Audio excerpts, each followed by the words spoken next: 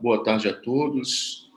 Agradecer aos organizadores e dizer que é uma grande felicidade estar aqui junto com meus colegas e amigos do GEM, completando 25 anos do GEM, né? Em breve eu completo 50, quer dizer que metade da minha vida estive no GEM. Há 25 anos atrás, e diria 25 quilos atrás também. Bem, então vou abrir a segunda mesa agora. Grande abraço a todos, a Scarlett, fundadora do grupo, ao Wilson, nosso atual coordenador, e a todos os outros colegas, mais os ouvintes da internet. Apresentar logo a mesa. Então, a primeira pessoa que vai apresentar a nossa mesa é justamente o nosso coordenador, Wilson Fresati Júnior, né, professor da UniOeste, professor da graduação e da pós-graduação, fez, né, a sua formação na USP, não é? Tem um passado científico na área de química, não é, Wilson? E tem valiosíssimos trabalhos sobre a relação de Nietzsche com a biologia do século XIX. Eu destaco só para, né, estamos meio corridos, só para destacar o best-seller Nietzsche contra Darwin. Não é? Quem quiser comprar, pode encontrar na estante virtual, custa R$200 atualmente. O único exemplar ainda à venda, provavelmente. Bem, então, eu vou passar para o Wilson, que vai falar sobre as críticas de Nietzsche à biologia de Haeckel. Então, obrigado pela generosa apresentação, André. Eu quero agradecer aos organizadores, né, o Éder e o João Pereira, né, ao pessoal do apoio e divulgação, o João Neto e o Geraldo, e um agradecimento especial à professora Scarlett por, se não fosse pela a atividade realmente ímpar da professora Scarlett, nós não estaríamos aqui hoje. Ela foi minha orientadora no mestrado e doutorado, né? E agradeço muito por essas experiências, por esse aprendizado que ocorre até hoje, né? Então, a minha pesquisa, já há alguns anos, tem sido sobre a relação de Nietzsche com a biologia de sua época, a fisiologia e a psicologia, então, do século XIX. Na biologia, eu tenho estudado principalmente Darwin e Haeckel, na fisiologia, o Wilhelm Wundt, e na psicologia, o Ribot. E publiquei recentemente o livro Nietzsche e a psicofisiologia francesa do século XIX, e, mais recentemente, eu traduzi o livro As Doenças da Personalidade, de 1885, do Ribot. Mas hoje eu selecionei apresentar para vocês as críticas de Nietzsche à biologia de Haeckel. O Haeckel ele aparece explicitamente na obra nietzschiana em alguns poucos fragmentos póstumos, e todos esses 5 textos são referências claramente negativas ao biólogo alemão. Nietzsche, sem sombra de dúvida, rejeitava as teorias biológicas e sociais de Haeckel. Queremos mostrar nesta apresentação que, apesar de tão poucos indícios explícitos, há um profundo antagonismo entre os dois autores, enraizado já no período que o filósofo alemão foi professor na Basileia, em 1869 e 1879. Então, no ano passado, eu fiz essa pesquisa específica sobre o Haeckel e trago 4 aspectos, então, da crítica nietzschiana contra Haeckel. O darwinismo de Haeckel, o das darwinismos, que Haeckel é um dos grandes propagadores das ideias de Darwin na Alemanha.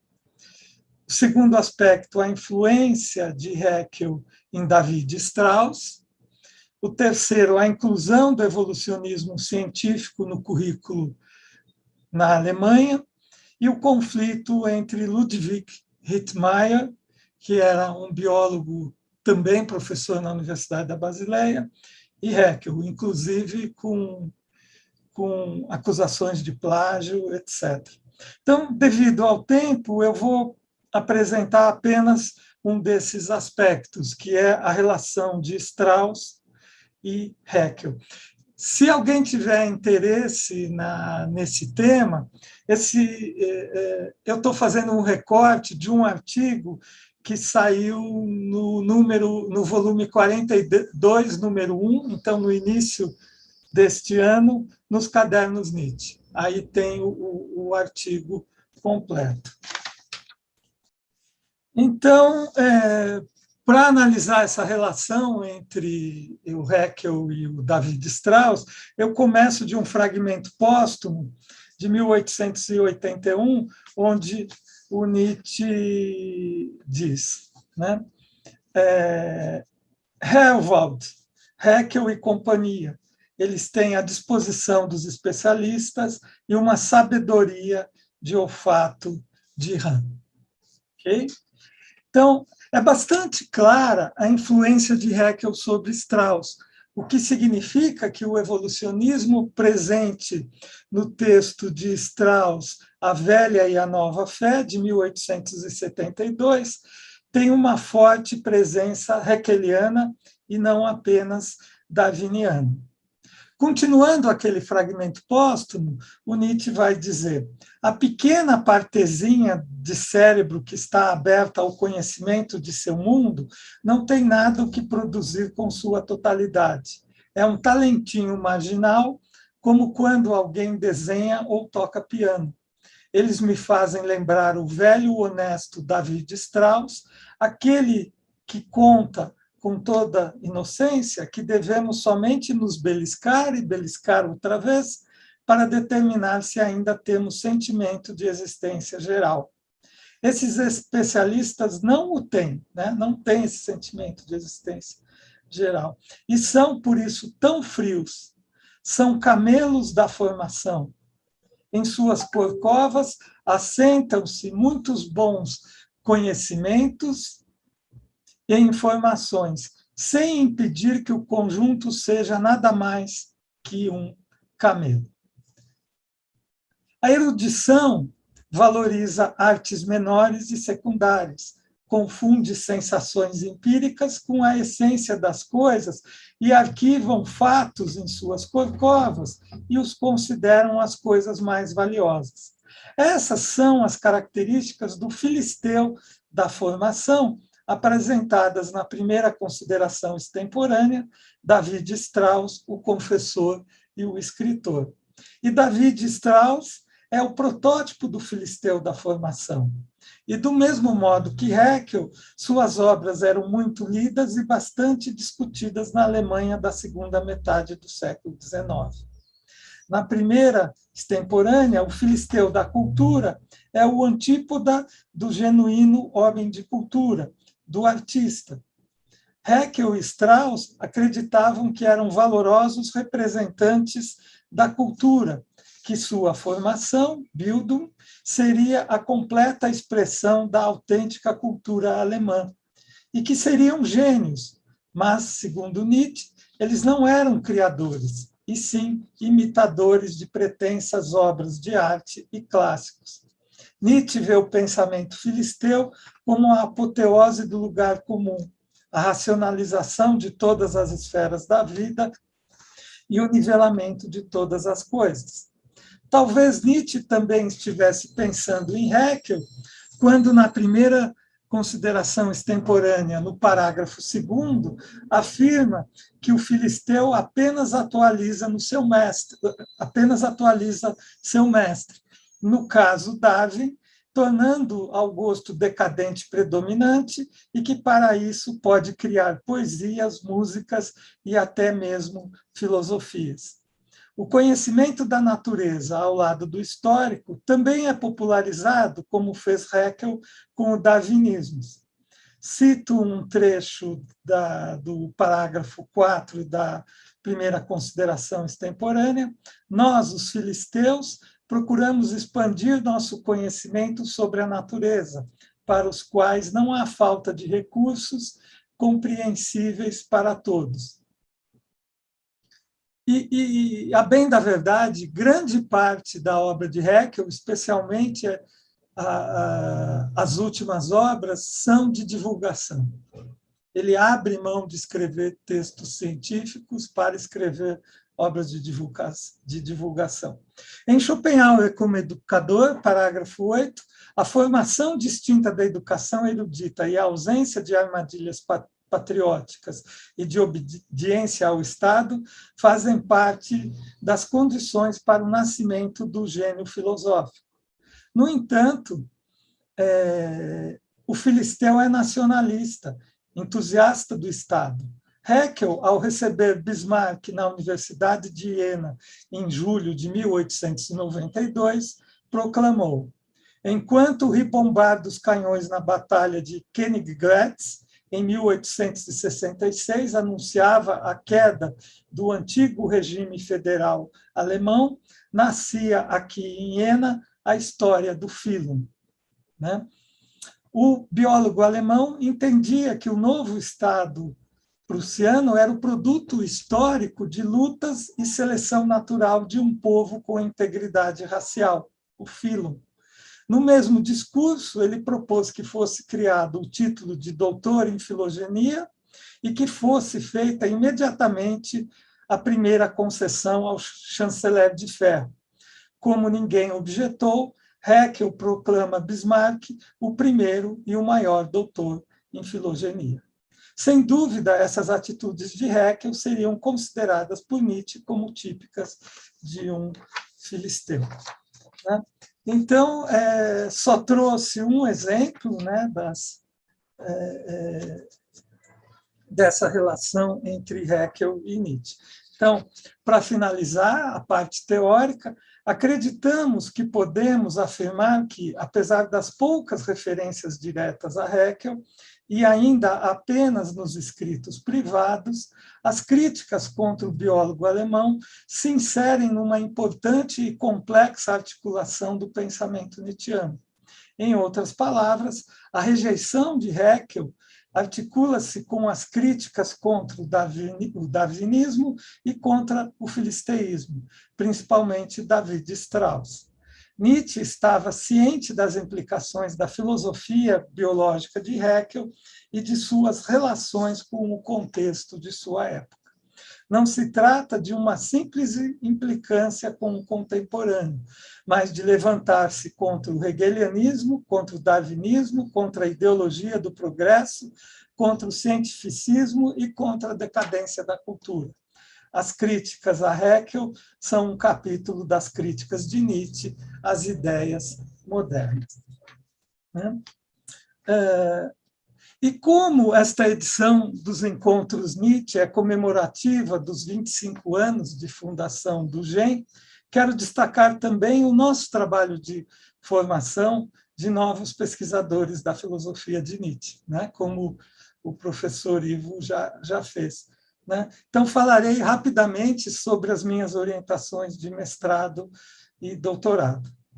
Até o momento, concluí mais de 20 orientações de mestrado e 2 de doutorado, quase todas na UniOeste. Eu sou também professor do mestrado em filosofia da Universidade Estadual de Maringá, a UEM.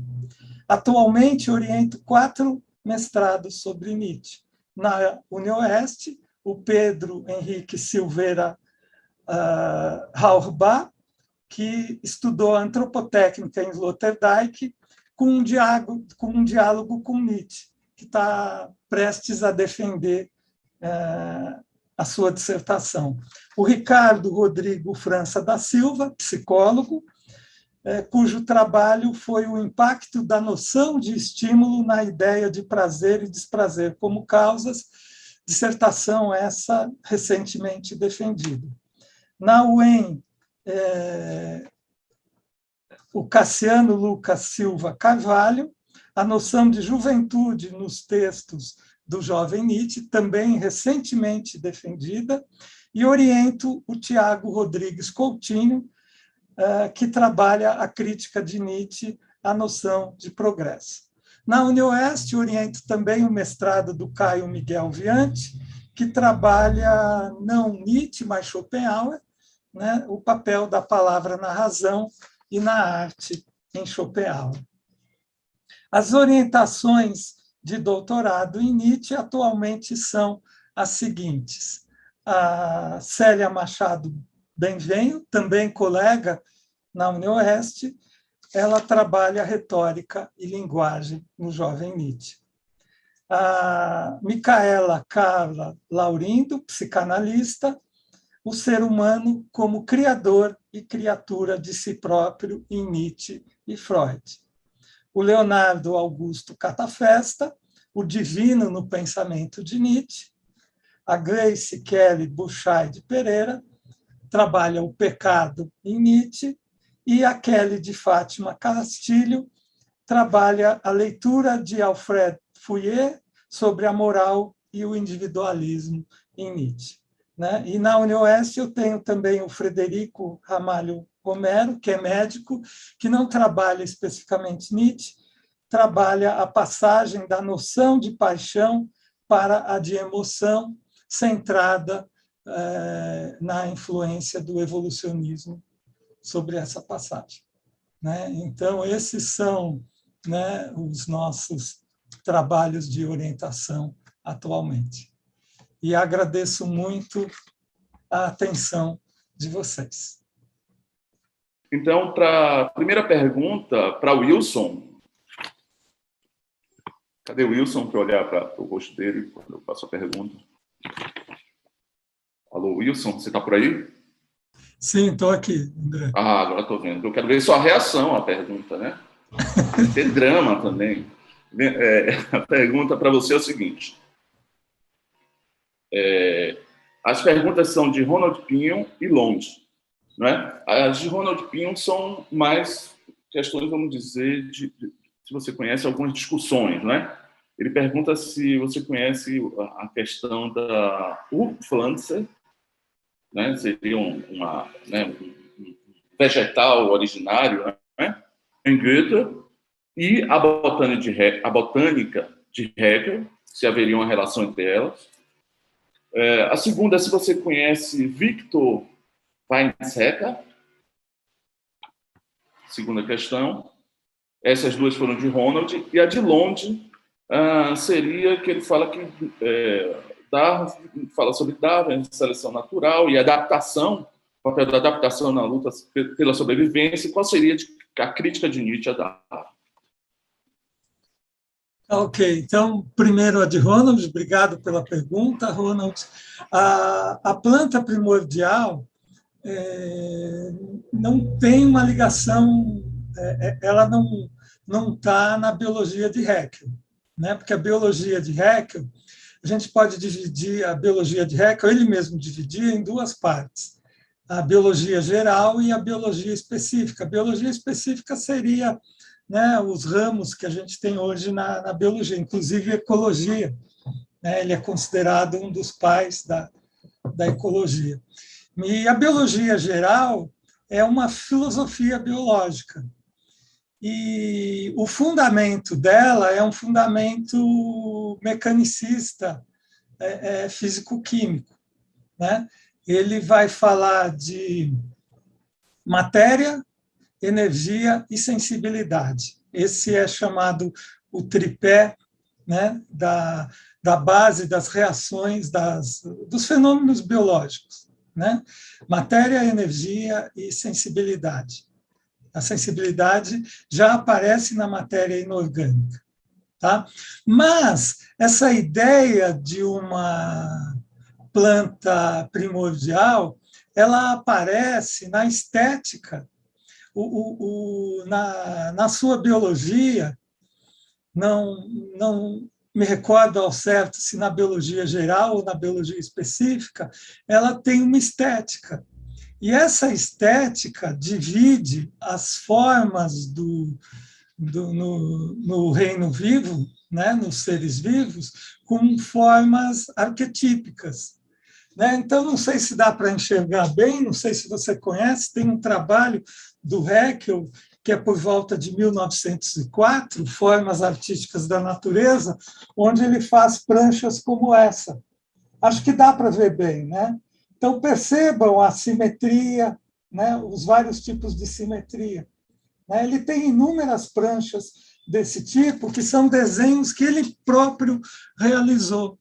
Então, você não tem a ideia de uma planta primordial, mas você tem a ideia de formas arquetípicas que aparecem nos seres vivos. Né? Então, de alguma forma, alguns comentadores ligam essa estética viva do Haeckel às ideias do Goethe sobre a planta primordial e suas transformações. Ok? E aquele autor que você fala, Weizsäcker, né? Eu não conheço, infelizmente. Sobre a pergunta do Londe, obrigado também, Londe, pela pergunta. O Darwin, talvez a gente não possa dizer os mais fortes, mas sim os mais adaptáveis a sobreviver. Né?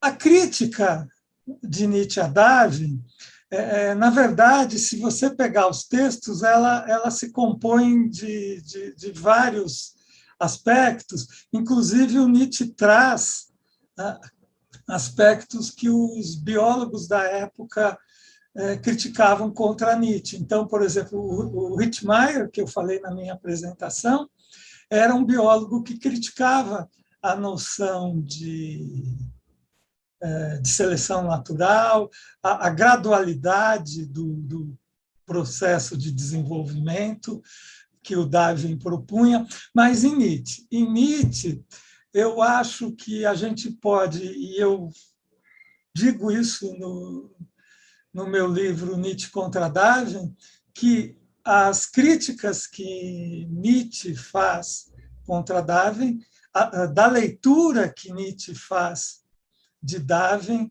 a gente pode focar na concepção de vida. Para Nietzsche, a proposta de Darwin traz uma concepção de vida baseada na conservação. E para Nietzsche, vida não é isso. Vida é potência criativa. Aí, quando ele traz a vontade de potência, vida passa a ser esbanjamento. Então, acho que a gente pode considerar que o foco principal das críticas de Nietzsche contra Darwin é a concepção de vida. Para Nietzsche, a vida é um processo contínuo de autossuperação, de esbanjamento, a conservação é uma consequência apenas, e é a leitura que Nietzsche faz de Darwin, né? De que a concepção de vida de Darwin ela tem como fundamento a conservação. Então, acho que é isso, Londe. Bem, parabéns, Wilson, por sua apresentação. Passo, então, agora diretamente para o nosso correspondente na Alemanha, ainda está na Alemanha, né? O Nasser. Nasser é professor da pós-graduação da Universidade Federal do ABC e está, no momento, fazendo um estágio pós-doutoral na Universidade de Freiburg. Não é? Autor de vários artigos também. Eu destaco aqui o livro de Nasser, né, Nietzsche e a ontologia do biacismo. Bem, hoje Nasser vai falar sobre ideal clássico e ciência nos escritos filológicos de Nietzsche. Então, deixo a palavra para o Nasser. Agradeço pela introdução, André, e eu também gostaria de agradecer aos organizadores. E esse texto que eu gostaria de compartilhar com vocês é só uma pequena parte, tá, de uma pesquisa mais vasta que eu venho realizando nos últimos anos sobre a relação entre o Nietzsche e a linguística. Então, se eu exceder o tempo, André, você me avisa, tá? Por favor. Ok, 15 minutos, né? Por volta de 15h50 do Brasil. Isso, ótimo. Eu passo a leitura, então. Após as suas primeiras publicações, como os trabalhos sobre Teógenes e Diógenes Laércio, que refletem, ao menos publicamente, uma lealdade à orientação historicista adotada por boa parte da filologia clássica do seu tempo, Nietzsche passa a se mostrar mais disposto a incorporar princípios humanísticos no tratamento dos antigos, em particular quando do início da docência em Basel.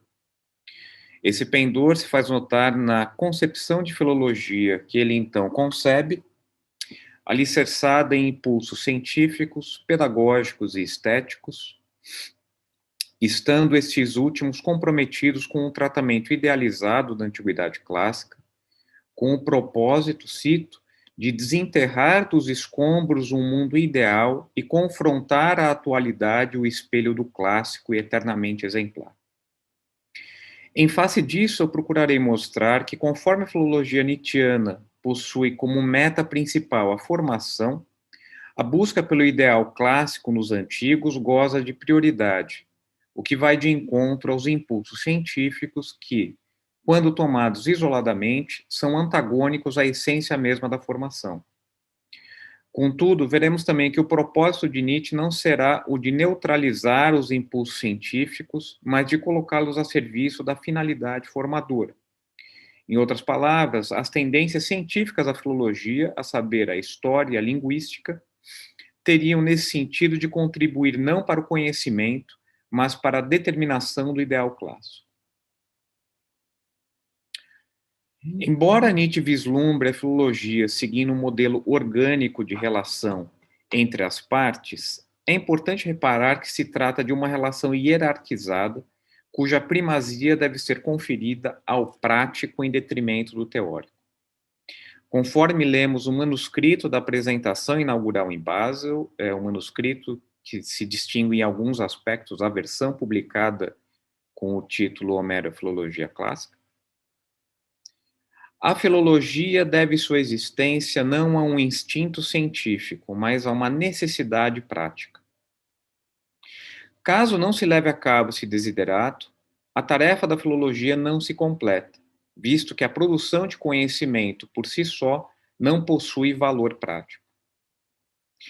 O impulso científico, quando preponderante, ocasiona um impacto negativo no campo educacional, quer da formação do filólogo enquanto professor ideal, quer do aluno do ginásio. No entender de Nietzsche, dos três impulsos constitutivos do filólogo enquanto professor ideal, o mais importante a ser desenvolvido e também o mais desafiador é o impulso pedagógico, que requer uma preparação específica que se dará por meio do contato com os clássicos alemães, desenvolvimento de atividades artísticas, leitura dos clássicos da antiguidade, apreciação da arte clássica e familiaridade com a filosofia idealista.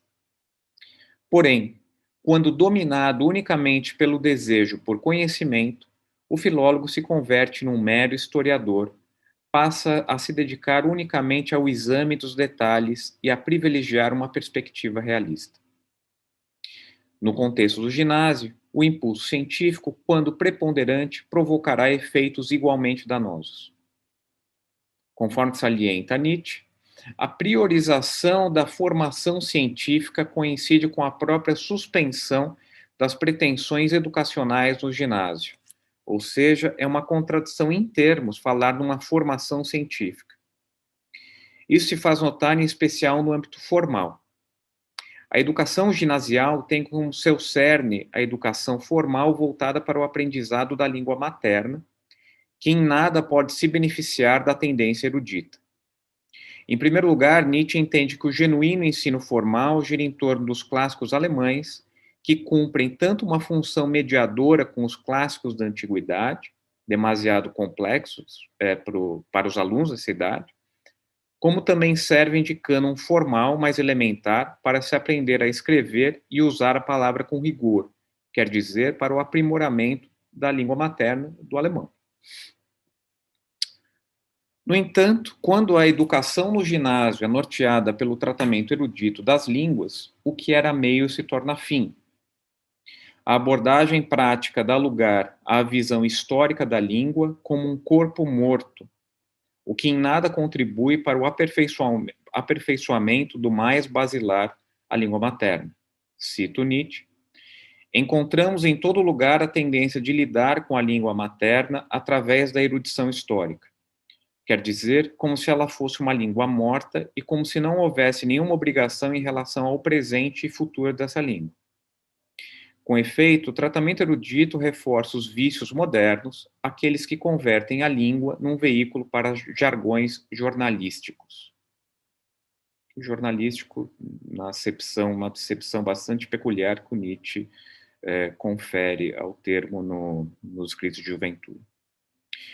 Um outro problema identificado por Nietzsche na abordagem erudita das línguas está na trivialização das línguas clássicas.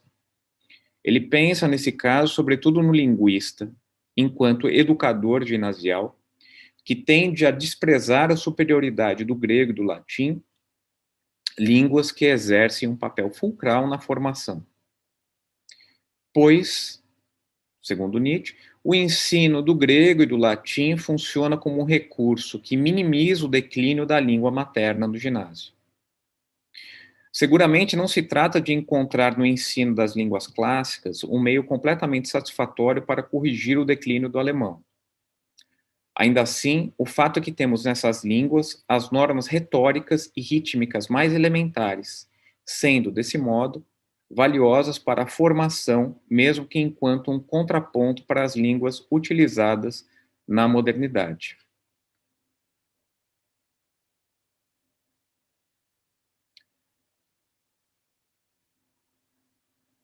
Espera só um pouquinho, perdi aqui a linha.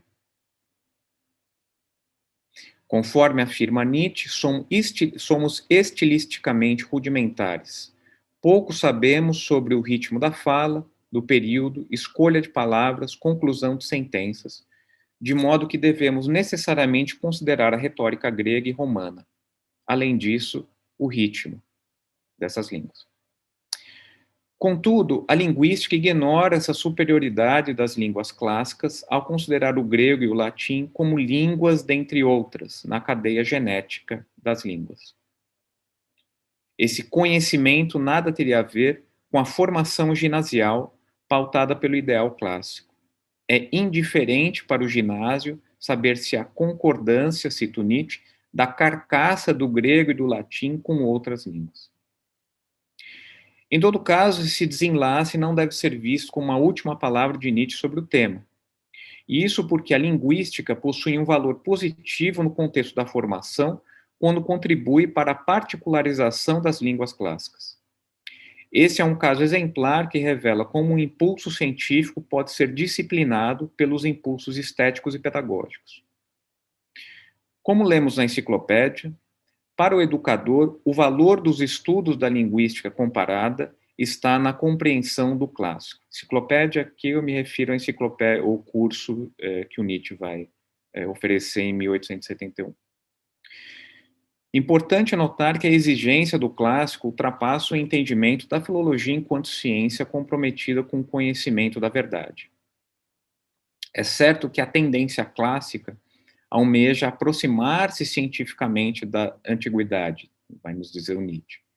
Mas só pode ser assim quando a tendência científica se dirigir ela mesma para o propósito de circunscrever o clássico. Cito um trecho da enciclopédia. Eu exijo que o impulso científico seja dominado pela tendência clássica. Com isso, o meio que é aquela tendência científica não se torna um fim em si mesmo e tampouco único fim. Método e conhecimento são só meios. Em termos concretos, e voltando para o caso da linguística, isso significa que o linguista não pode se limitar a uma investigação imparcial das línguas naturais. A serviço do ideal clássico, ele deve contribuir para exibir a especificidade do grego e do latim ante o nosso mundo moderno. E aqui é uma citação do Nietzsche, pois quando falamos em classicidade no nosso mundo moderno, não pensamos nos indianos, babilônicos e egípcios. Com o papel subordinado da linguística à tendência clássica, imprime-se uma mudança na mobilização do método comparativo peculiar a essa disciplina. Ao invés de se sair em busca das similitudes estruturais entre as línguas em geral, com o objetivo de montar árvores genealógicas, o propósito é de particularizá-las. Essa é uma perspectiva que a linguística alcança quando deixa de se limitar ao âmbito externo da língua, morfológico e fonético, e passa a se voltar para o âmbito interno. Nesse sentido, a grande contribuição da linguística não seria de cunho lógico, mas psicológico. O ponto é que determinados linguistas teriam avistado que a interioridade da linguagem não é inteiramente redutível ao lógico, acolhendo também um domínio psicológico. Essa virtude é evidenciada na seção 13 da enciclopédia, quando Nietzsche salienta que, com a linguística, chegamos à visão viva da língua como expressão da alma do povo. É com esse enfoque psicológico que a linguística pode auxiliar na determinação das línguas clássicas, aquelas que desenvolvem recursos sofisticados para exprimir o temperamento de um povo. Tendo em vista essas línguas e voltando para a enciclopédia, a comparação deve ser feita entre línguas já formadas, isto é, que não se situam num período pré-histórico do vir a ser, pois é somente nesse estágio que uma língua pode conquistar o atributo de clássica. Cito Nietzsche, enciclopédia novamente. O sentimento da língua assim é alcançado comparando estilos no auge de desenvolvimento da linguagem, em oposição ao desenvolvimento pré-histórico da língua, com o qual a etimologia tem a ver. Somente nesse auge a língua é tratada como arte. Aqui ela se torna clássica para nós. Fim da citação.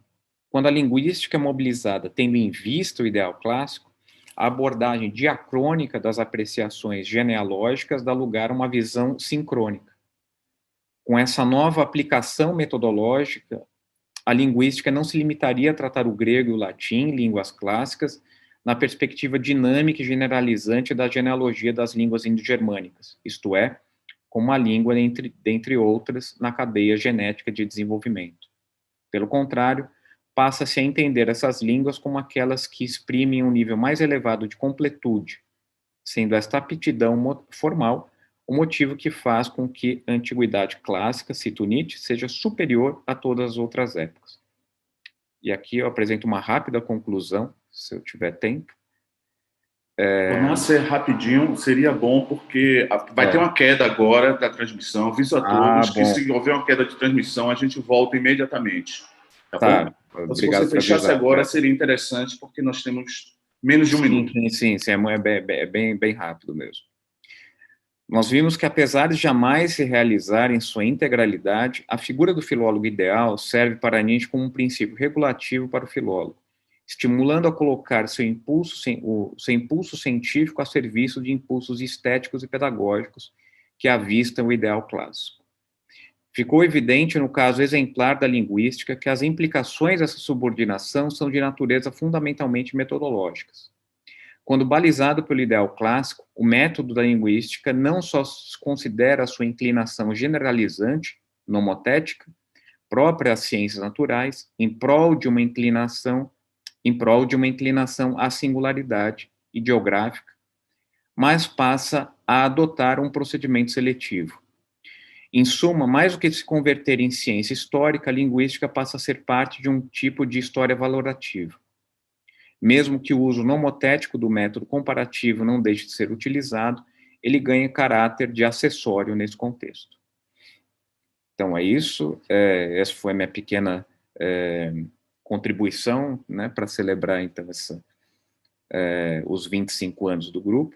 E eu também, nesses últimos minutos, eu gostaria só de compartilhar alguns aspectos gerais dos trabalhos em andamento e os projetos de pesquisa dos meus orientandos, que são também membros do GEM UFABC. Então, são 2 orientandos que eu tenho. Então, primeiramente, o Guilherme Serápicos Rodrigues Alves, que é mestrando e que vem desenvolvendo uma investigação voltada para a relação entre Nietzsche e a democracia, com ênfase nos representantes da chamada democracia agonística. Em linhas muito gerais, a proposta do Guilherme é de confrontar a apropriação instrumental do pensamento nietzschiano realizada por essa tradição com o conceito inerente à própria obra do Nietzsche de agonismo. Em segundo lugar, eu falo muito rapidamente sobre o projeto de doutorado da Samantha Lopes Inácio da Silva, que vai estar dando prosseguimento à senda que ela mesma abriu, né, na dissertação de mestrado, e nesse projeto ela almeja confrontar uma ideia bastante veiculada de que a filosofia do Nietzsche seria uma das principais fontes teóricas para a constituição da psicanálise freudiana. Então, o ponto de partida do projeto da Samantha vai estar sendo o conflito entre o Freud e o Alfred Adler. E, bom, é isso. Eu agradeço pela oportunidade, então. Então, eu vou fazer eu mesmo, fazer uma pergunta aqui à Nassa, que foi o segundo a apresentar, né? Cadê Nassa? Tá me ouvindo, Nassa? Estou sim, André. Tá bom. Apareceram meus alunos na aula. Pergunta, eles nunca respondem. Ô, Nassa, olha só. O Jensen tem trabalhado muito com isso, né? Aquele Nietzsche Escola que tem trabalhado nos últimos anos muito com os textos de história de Nietzsche, né? E como ele relaciona esses textos de história, na verdade, às vezes não a polêmicas direcionadas à própria historiografia, mas polêmicas dentro da filologia. Então, eu queria, pela sua apresentação, por esse jogo, né, vamos dizer, de impulsos científicos, ou artísticos, né, ou pedagógicos que você encontra como você colocou na sua apresentação, eu gostaria de saber se você vê ecos dessas discussões na segunda extemporânea.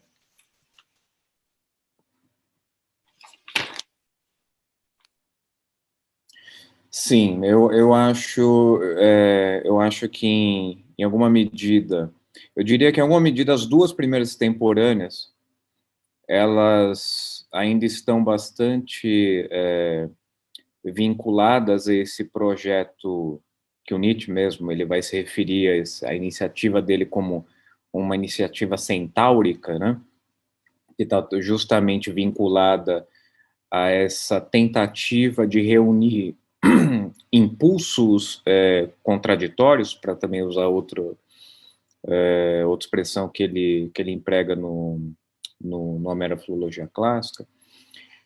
Eu diria que nas 2 primeiras extemporâneas ainda nós temos ecos, né, desse projeto. Então, se nós formos mais especificamente a segunda extemporânea, nós vamos estar encontrando em momentos pontuais, né, da obra um certo elogio aos clássicos, né, ou um uso modelar, né, dos clássicos, principalmente os gregos, né, embora na minha apresentação eu tenha colocado um pouco em pé de igualdade, né, os gregos e os romanos, e aqui está muito relacionado à discussão da língua, né, que o Nietzsche faz. O Nietzsche, ele tem esse pendor que é bem característico mesmo, né, do neo-humanismo alemão, de dar uma maior prioridade para os gregos. Então, eu acho que sim, eu acho que se mantém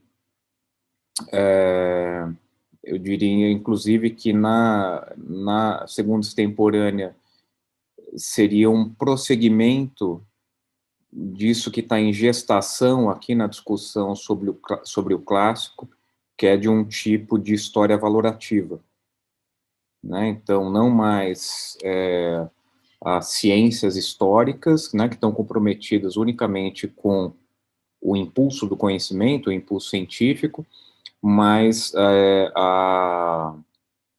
essa história, a história que serve à vida, que essa sim estaria comprometida com uma idealização, né? A questão que eu acho que pode ser colocada, de fato, é qual que é exatamente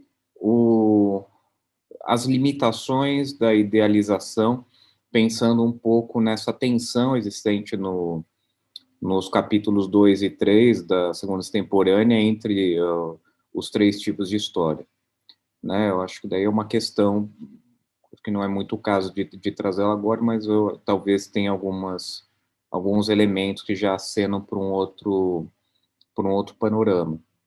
Agora, o certo é que nas duas últimas extemporâneas, sobretudo naquela que não foi publicada, que é o nosso Filólogos, né? Daí sim a gente começa a se deparar com um panorama já bem, sobretudo nessa extemporânea pública, a gente já tem um panorama bem mais complexo, que não se adequaria com tanta facilidade a esse ao projeto centaurico aí desses que o Nietzsche vai estar formulando entre o final da década de 60 e o início de 1870, né? Porque e daí vai ser justamente o Nietzsche reconhecendo que, uma vez que o impulso científico ele não pode ser absolutamente neutralizado, o que faz com que o ideal ele tenha que ser considerado historicamente, né, o que abre aqui um distanciamento entre o Nietzsche e a tradição humanista, né, principalmente o antigo humanismo renascentista. Daí o que acaba acontecendo é que esse projeto centaurico, ele carrega nele mesmo um elemento da sua autodestruição, quer dizer, da sua inviabilidade, né? Porque como aquilo que aspira, que almeja ser norma, pode possuir um caráter temporal, relativo, enfim, pertencente a uma cultura que está dentro de um processo, né, do desenvolvimento. E o Nietzsche ele vai se beneficiar disso para daí sim estar defendendo um tipo de posição mais afeita à ciência, que é de um cosmopolitismo, enfim, no pluralismo cultural, né? Então ele vai colocar, logo no início dessas notas, o nosso filólogo, ele vai colocar em questão quais seriam as verdadeiras razões para que nós fôssemos dar prioridade aos clássicos, né? E ele vai elencar lá uma série de preconceitos que estariam por detrás, e ele vai chegar à formulação, isso que eu acho mais interessante, ele vai chegar à formulação dessa crítica com o suporte da história e da linguística, né? Justamente o que ele está tentando moderar, né, nesses escritos anteriores.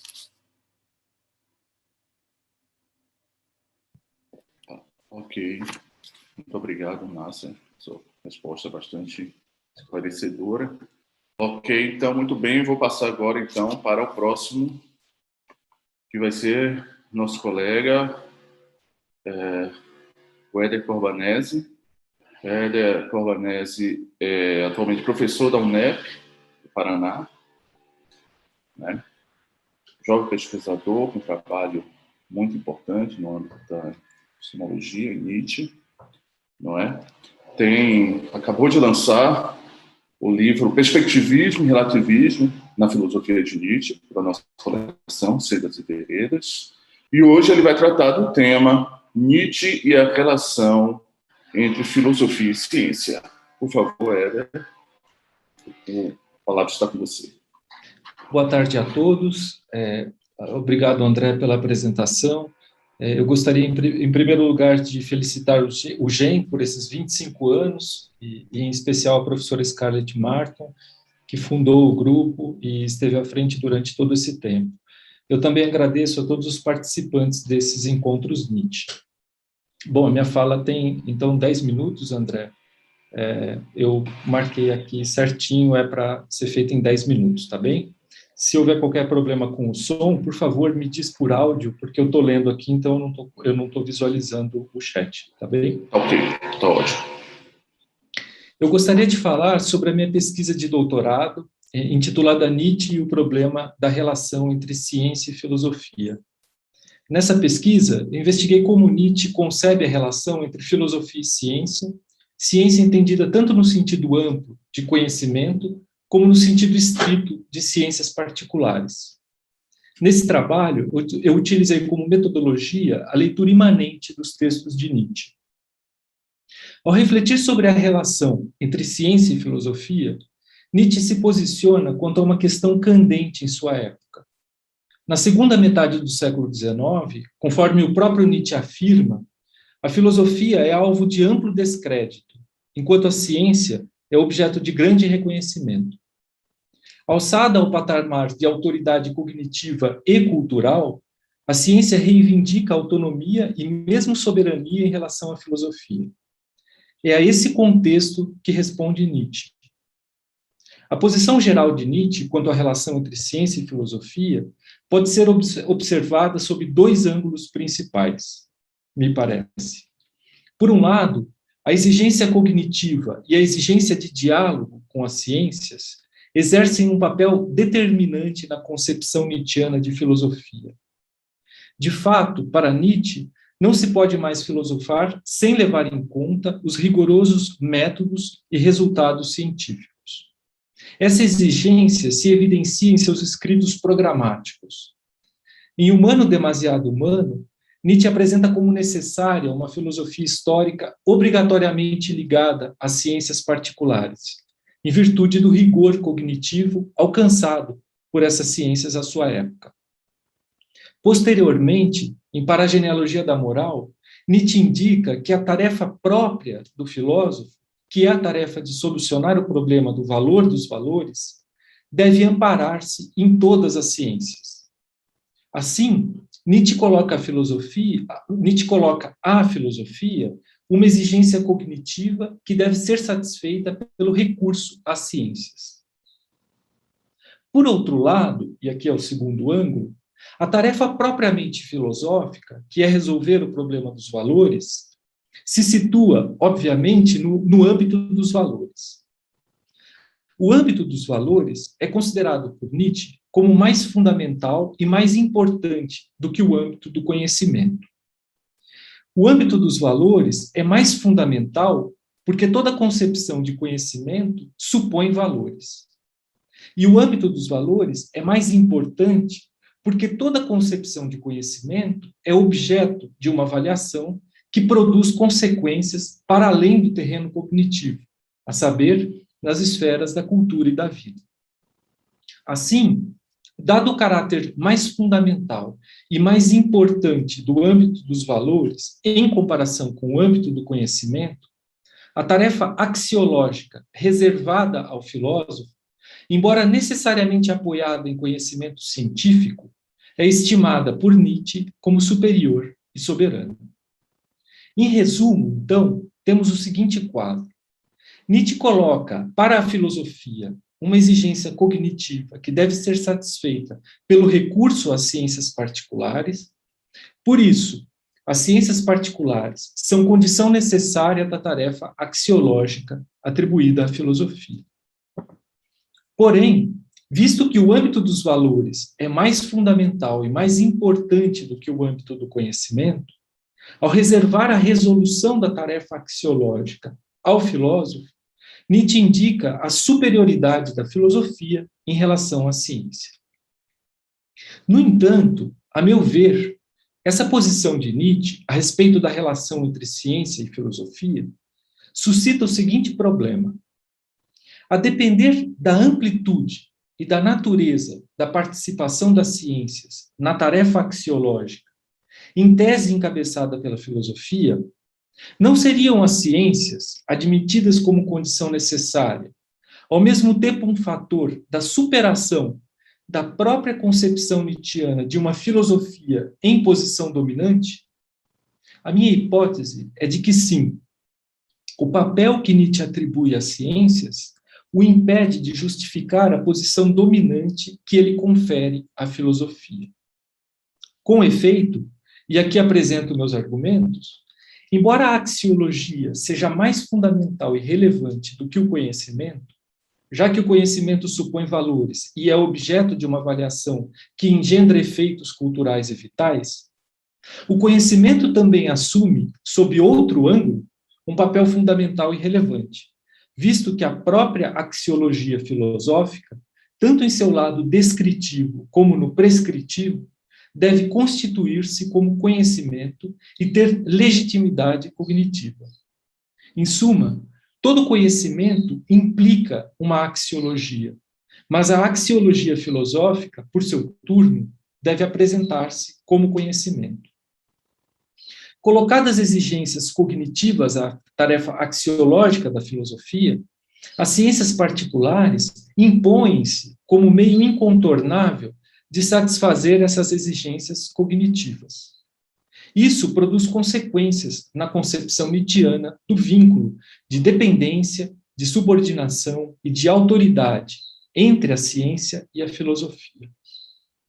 Enquanto a filosofia, quando se consideram metas culturais e vitais, é uma condição axiológica da ciência, a ciência, por sua vez, é uma condição cognitiva da filosofia e de sua tarefa específica, que é solucionar o problema do valor. Por certo, me parece, a ciência deve depender da filosofia e subordinar-se à autoridade axiológica da filosofia no que concerne à determinação do valor do conhecimento científico, quando se levam em conta suas consequências culturais e vitais.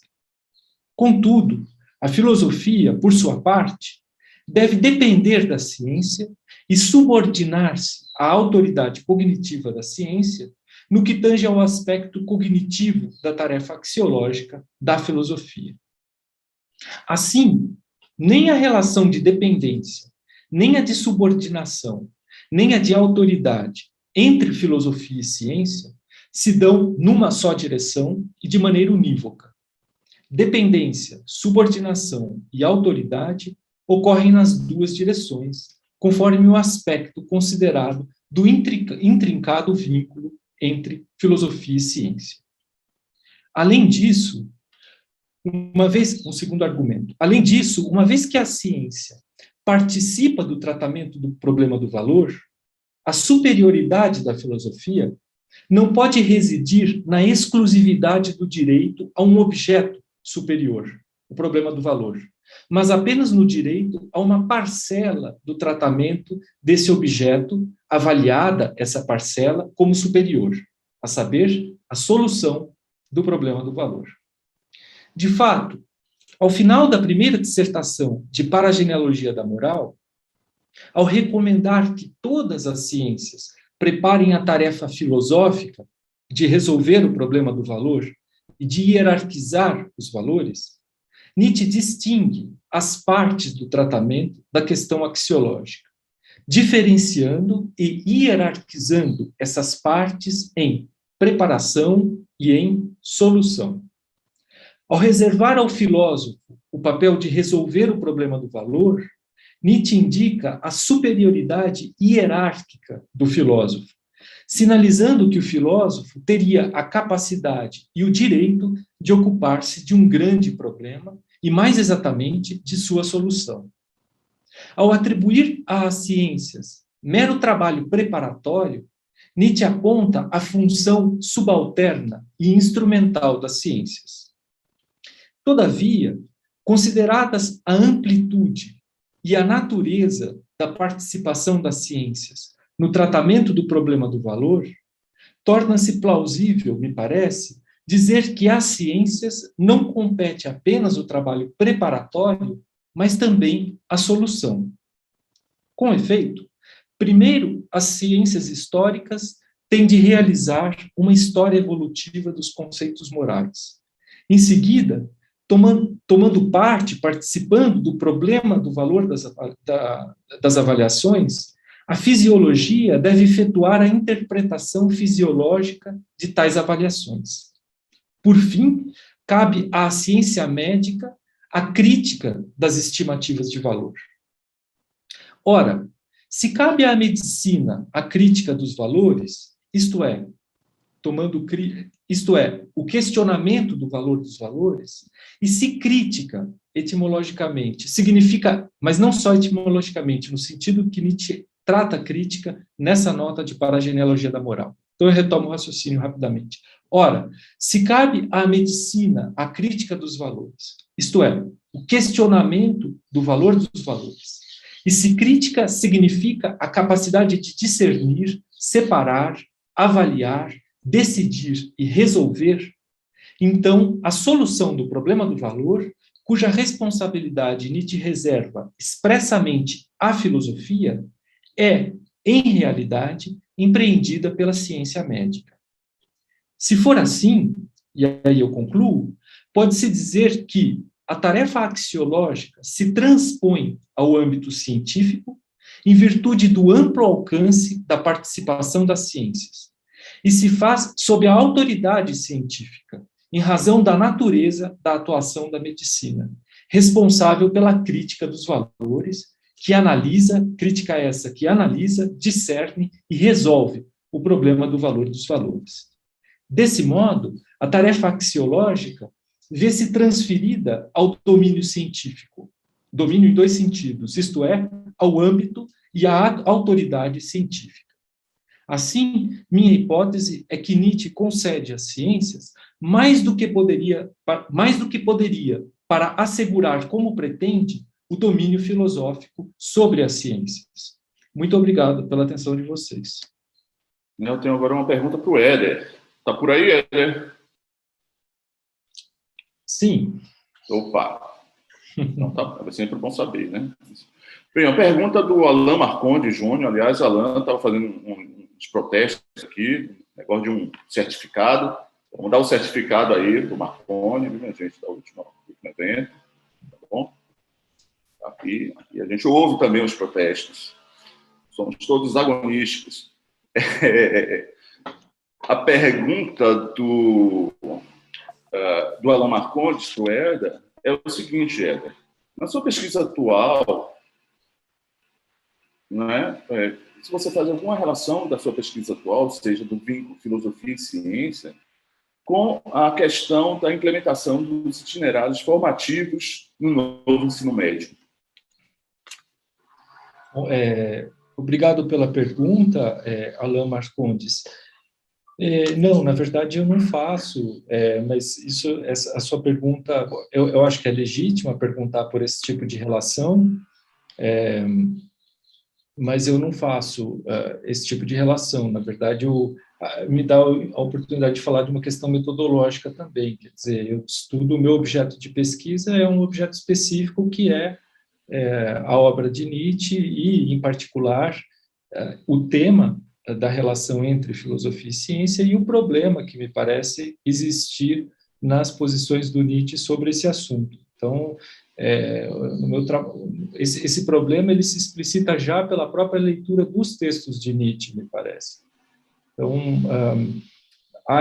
no século XIX, na segunda metade do século XIX, sobretudo, me parece que as ciências ganham são alçadas a uma posição privilegiada do ponto de vista cognitivo.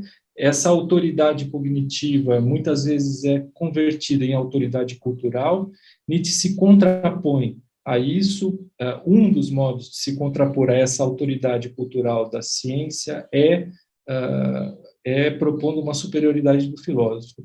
Mas aí me parece que Nietzsche também concede bastante às ciências. Então, na argumentação de Nietzsche para fundamentar essa superioridade do filósofo, ela me parece problemática muitas vezes. Então, metodologicamente falando, é isso. A minha pesquisa ela se atém à obra do Nietzsche. Mas eu agradeço pela pergunta e considero legítima. Muito bem. O Éder apareceu agora, sumiu de novo. Vamos ver. Apareceu de novo. Só uma coisa, desculpe, André. Eu achei que o vídeo estava ligado. Depois que eu vi, eu tinha ligado, não sei por que sumiu, enfim. Desculpe. Não tem problema não, é o novo normal. Nós que agradecemos, Éder, e, bem, agora eu vou apresentar o João Pereira. João Pereira tem doutorado pela Universidade Federal do Ceará e falará hoje sobre Entre o Acaso e o Propósito na Natureza, Nietzsche em suas notas sobre a teleologia. Obrigado pela apresentação. Só confirma para mim, vocês estão me ouvindo bem? Estou te ouvindo, sim. Eu estava na dúvida se vocês estavam me ouvindo, mas então... Tá. Ouvi sim, ouvi sim. Com relação ao tema que me coube, eu fiz algumas anotações que eu espero que orientem a minha apresentação e não me façam invadir o tempo alheio. Então vou meio que me restringir a leitura. Eu intitulei a apresentação Entre o Acaso e o Propósito na Natureza, Nietzsche em suas notas sobre a teleologia. Em sua biografia sobre Nietzsche, Lu Salomé afirma que toda obra de Nietzsche seria a confissão de seu autor, ou, de outro modo, uma forma dele externar, representar sua autoimagem, que nem sempre corresponderia à imagem real do autor. Isso porque nele, segundo Salomé, a reflexão interna se sobreporia à aparência. É uma passagem muito interessante da biografia, que eu vou, inclusive, citar. Salomé diz: pois se pode dizer de Nietzsche que ele realmente não experimentou nada externamente. Toda a sua experiência foi tão profundamente interna que só foi revelada na conversa boca a boca e nos pensamentos de suas obras. A soma dos monólogos, que constitui essencialmente suas coleções de aforismos em vários volumes, formam uma única grande obra de memórias em que se baseia a sua imagem mental. Essa é a imagem que estou tentando traçar aqui, a experiência do pensamento e seu significado para o ser espiritual de Nietzsche, a autoconfissão em sua filosofia. Ainda que duvidosa, por todas as circunstâncias especiais que envolveram a relação entre o autor e o personagem descrito, assim como pela crítica que se pode fazer ao recurso à autoridade em que toda afirmação desse tipo parece basear, podemos atestar a coerência dessa interpretação de Lu Salomé na confirmação mesma que encontramos para ela na obra de Nietzsche. Ou seja, parece ser um traço da obra do autor a constatação de que assim se dá em certos casos, nos quais, na confrontação entre autor e obra, notadamente entre os autores que se atribuem uma grande filosofia, podemos flagrar, no não dito, uma confissão das intenções daquele que diz. Ou seja, a impressão de Salomé é confirmada, ou parece ser confirmada, pela interpretação que Nietzsche tem dos filósofos, e que é expressa, por exemplo, no parágrafo 6 de Além do Bem e do Mal, onde o autor confessa. Nietzsche diz: gradualmente foi se revelando para mim o que toda grande filosofia foi até o momento, a confissão pessoal de seu autor, uma espécie de memórias involuntárias e inadvertidas, e também se tornou claro que as intenções morais ou imorais de toda a filosofia constituíram sempre o germe a partir do qual cresceu a planta inteira. Ora, de que essa relação pode ser feita, de que Salomé tinha em mente essa passagem quando escreve sua obra biográfica acerca de Nietzsche, podemos deduzir do uso similar do termo memória em ambas passagens citadas, em que nos deparamos com uma concepção desse termo como significando algo construído, que se torna consciente e que, portanto, oculta quando mostra. Pois parece ser um traço comum em ambas interpretações que a memória é algo que se torna consciente naquilo que lembramos, como algo que, paradoxalmente, torna inconsciente, nos faz esquecer o que não lembramos. Apenas se entendemos a memória dessa forma, fica claro como o conjunto da obra de Nietzsche, tomado como fragmentos que formam a única grande obra de memórias, em que se baseia sua imagem mental, apareceria como uma espécie de memórias involuntárias e inadvertidas do filósofo. Por sua vez, se toda filosofia é como uma planta que frutifica a partir desse tesouro de memórias semi-esquecidas, o germe a partir do qual cresceu a planta inteira, Ao flagrarmos Nietzsche em seus primeiros esboços filosóficos, que tipo de semente, que tipo de terreno encontraremos aí? Nesse período, inclusive, ocorre ao jovem estudante o interesse por uma carreira acadêmica em filosofia. Assim, em uma carta de 3 de abril de 1868, dirigida a Erwin Roth, Nietzsche faz uma declaração a seu amigo acerca da possibilidade de doutorar-se em filosofia. Lemos essa carta. Ademais, tenho pensado que poderia doutorar-me também um dia em filosofia e assim justificar posteriormente minha carteira de estudante em Bonn, em Leipzig, onde sempre perambulava como Studiephilus, ou estudante de filosofia. A indicação de que o jovem estudante realmente se interessava pelo tema e de que já realizara alguns preparativos em adiantamento, volta a aparecer uma menção a esse trabalho em outra correspondência. Dessa vez, em uma carta endereçada a Paul Deussen, escrita alguns dias após a carta ser mencionada. As duas referências de Nietzsche ao trabalho acadêmico que lhe renderia o título de doutor em filosofia é testemunho claro de que suas preocupações com temas importantes da filosofia era mais do que o interesse passageiro, ou o produto do puro ócio intelectual. O que começou como uma ideia vaga, estimulada pelas intensas leituras que o jovem filólogo entretinha em seus momentos de tranquilidade, ganharam o corpo até se tornar um projeto estruturado. As inquietações filosóficas do jovem estudante, que com a leitura de Schopenhauer e Lang se torna especialmente interessado na filosofia de Kant, e rendem um conjunto de questões específicas que, por força da influência das interpretações daqueles autores, agora Nietzsche relaciona com a filosofia kantiana. Nietzsche escreveu a Deussen descrevendo esse projeto filosófico da seguinte forma: quando você, a propósito, receber, ao final desse ano, minha tese de doutorado, perceberá que o problema dos limites do conhecimento se explica em diversos pontos. Meu tema é o conceito de orgânico desde Kant, metade filosófico, metade ciência da natureza. Meus preparativos já estão quase concluídos, dizia Nietzsche, o que de fato não vem a ser o caso. Os preparativos não estavam quase concluídos, nunca chegaram a ser concluídos. Aqui, nessas notas, nessas cartas que ele escreve a Deussen, Nietzsche deixa entrever elementos fundamentais de uma abordagem do problema do conhecimento. Entre esses elementos, destaca-se o fato de que sua dissertação partiria do ponto de vista de um estudo dos limites dos órgãos da sensibilidade humana. Segundo o autor, além de esclarecer o sentido de sua interpretação da filosofia kantiana, esse trabalho também possibilitaria uma compreensão precisa acerca de sua interpretação do problema acerca do acaso e do propósito na natureza. Ou seja, entre os muitos problemas abordados nessa dissertação, nesse projeto de dissertação, restaria uma interpretação da existência ou não de intencionalidade, ou se a natureza se orienta por princípios racionais, ou se esta se orientaria por um relacionamento casual entre seus elementos primitivos. Claramente, o que está posto aqui é uma discussão acerca da tese fundamental do teísmo com a tese fundamental do materialismo. A compreensão de Nietzsche dessa disputa, muito provavelmente, é extraída de sua leitura de Schopenhauer, que no apêndice para sua obra máxima, O Mundo como Vontade de Representação, em que concentra, no apêndice onde ele concentra a crítica à filosofia kantiana, Schopenhauer define o problema da teleologia como a disputa entre uma posição materialista e uma posição teísta acerca da produção do mundo. Com essa apresentação do problema, o autor prepara o terreno para a inclusão de Kant na discussão a partir de sua concepção teleológica, como um ponto de virada que torna sem sentido as posições dos partidos em disputa. Schopenhauer apresenta esse problema da teleologia primeiro como um embate entre uma opção materialista, que não vê intencionalidade no mundo, e a posição teísta, a ideia de que há realmente propósito no mundo. E para Schopenhauer, Kant abre uma espécie de leque novo para discutir esse problema quando ele traça lá a separação na crítica da razão pura entre coisas em si e fenômenos. Mas eu vou me adiantar um pouco, já para falar de Nietzsche.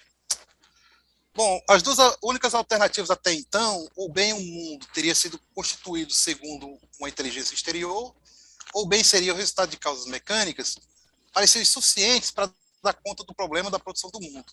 Tanto assim que a questão não chegava a uma solução. Ao apresentar seu problema, o autor, no caso do Schopenhauer, acaba por pôr em relevo a filosofia kantiana como um ponto de ruptura com as correntes de pensamento anteriores, que discerniam apenas de forma dualística o problema. Os seres orgânicos para Kant seriam determinados por um princípio de causação recíproco que apenas poderia ser compreendido em conformidade com uma ideia de fim natural. É esse princípio de causação recíproca descrito por Kant, sobretudo no parágrafo 65 da Crítica da Faculdade do Juízo, que parece ter inspirado especialmente as concepções criticadas por Nietzsche em suas notas preparatórias. Pelo que tomamos notícia através da leitura dos fragmentos que nos foram legados, caso tivesse sido concluída, a tese em filosofia proposta por Nietzsche poderia vir a ser considerada como uma primeira incursão do autor na espinhosa questão teleológica, nos moldes acima apresentados pela referência Kant e Schopenhauer. No entanto, ciente da impossibilidade de levar esses planos adiante, o jovem professor declarará em uma carta endereçada a Roger: assim, querido amigo, repito, nossas perspectivas não deram certo. Ainda assim, pelo que podemos reconstruir com base nas notas legadas por Nietzsche, assim como pelo testemunho das quais podem ser citadas, sua intenção de escrever uma dissertação acerca dos limites do orgânico desde Kant constitui uma série de notas em que Nietzsche insinua a disposição em trabalhar com um conjunto de questões que já compõem suas preocupações fundamentais acerca da natureza do conhecimento. Problemas que ele vai relacionar com a questão da teleologia. Acerca da questão do acaso e do propósito, a ideia de uma finalidade natural, ideia na qual Kant teria se baseado para sua defesa da adoção de um princípio teleológico norteador da investigação da natureza, aparece nessa leitura como a transposição de um elemento da consideração humana da natureza para a própria natureza. Essa é a crítica que Nietzsche faz ao sistema kantiano. No caso, a defesa da teleologia por Kant na crítica do juízo. Mas, se não for assim, como compreender a relação intrínseca entre as partes e o todo em um organismo, se não por meio de uma ideia de finalidade? Assim como na leitura schopenhaueriana, Nietzsche entende que essa ação de junção seria uma ação realizada pelo intelecto, e não uma característica dos organismos. Desse modo, o autor das notas afirma: a conveniência fins do orgânico, a regularidade do inorgânico são acrescentadas à natureza através de nossa compreensão. Nesse sentido, a conveniência fins identificada por Kant na realidade orgânica corresponderia apenas a uma transposição do modo de compreensão da natureza à própria natureza. Por fim, a ideia kantiana de que a forma de causalidade recíproca atuante nos seres orgânicos apenas poderia ser compreendida por meio do recurso a uma razão superior é rejeitada por Nietzsche, por meio da compreensão de que nessa leitura a ideia de finalidade sofre uma supervalorização indevida. Ora, segundo a compreensão de Nietzsche, no entanto, o tipo de afirmação de uma finalidade externa superior não se sustenta em uma análise da razão, porque apenas temos experiência do método da natureza, e nunca de finalidades. Dessa maneira, quando nos confrontamos com um produto da natureza, a sua finalidade apenas aparece como produto de um método sem sentido, nunca como uma necessidade lógica. Por outro lado, a ideia de uma finalidade superior apenas aparece quando somos confrontados com a vida, que para Nietzsche seria um tipo de substância que nos põe em um dilema moral, porque nós nos sentimos tentados a defender a vida como um tipo de existência superior à pura existência inorgânica, né? E, para concluir, esse parece ser o caráter da confissão de Nietzsche que encontraremos em suas notas sobre teleologia, uma diferença fundamental em relação aos filósofos com quem primeiro o autor entra em contato: o tratamento eminentemente epistemológico de um problema de fundo ontológico, que prenuncia uma importante virada em seu pensamento. A abordagem nietzschiana posterior, que toma toda forma de explicação idealista como algo suspeito, conduz a conclusões teóricas que, apenas em sua filosofia de maturidade, assumirá total importância. Nessa reavaliação do problema, entra em jogo a confrontação da realidade como produção humana com as concepções racionalistas, que são tomadas pelo autor das notas preparatórias como soluções ingênuas, justamente por desconsiderarem o quanto de humano há nelas. No entanto, o fato de que essas conclusões teóricas ainda precisariam percorrer um longo período de tempo antes de emergirem na obra nietzschiana aponta para o quanto de confissão havia naquelas notas prematuras. Obrigado.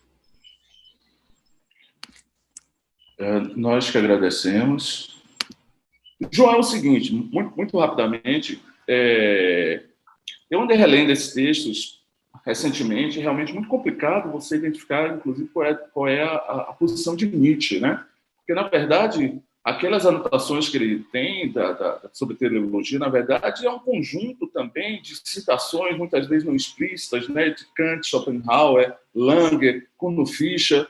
Quer dizer, agora, eu realmente fiquei muito em dúvida recentemente, eu tive que escrever sobre isso, fiquei muito em dúvidas de qual era a posição de Nietzsche, afinal, em relação a tudo aquilo, né? E uma coisa que eu achei curiosa é que, na sua leitura, você acha que Nietzsche entende Kant de forma, vamos dizer, bastante dogmática, quando Kant fala sobre a teleologia, não é? Enquanto, né, vamos dizer, um dos grandes impulsos da posição de Nietzsche em relação à teleologia é propriamente kantiano, né? Que a diferença entre princípios constitutivos e regulativos, não é? Eu gostaria que você falasse um pouco sobre isso, sobre essa posição de Nietzsche, então, em relação a Kant. Obrigado pela pergunta. Concordo. É um conjunto de notas realmente difícil de ler, porque são só preparativos são só preparações para uma obra. E realmente Kant traça essa diferenciação, né, entre conceito regulativo e conceito constitutivo. E se Nietzsche percebeu essa diferença, ele passou por alto.